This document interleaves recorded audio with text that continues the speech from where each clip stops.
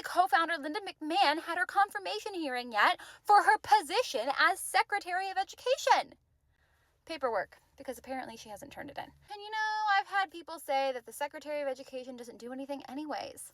Let's discuss. The Secretary of Education is the president's top advisor on education policy, and they run the U.S. Department of Education. They oversee the department's programs. So think Title I, funding for public schools, defending students' civil rights, special education, Pell Grants, Title IX, all kinds of stuff. Their job is to make sure federal education laws are followed and that schools serve all students equally or equitably, depending on what they're enforcing. A wholly unqualified candidate is bad, and a candidate who is not concerned with all students is also bad. I mean, although more qualified than Linda McMahon, Betsy DeVos did a whole lot of harm that we're still trying to undo today. I could actually go on and on. I was teaching during her reign. Every group I just said the Department of Education is supposed to protect, she did active harm to. Basically, she also allowed states and districts to do whatever they want. So between civil rights issues and special education and funding, states were given more leeway to pursue their own agendas.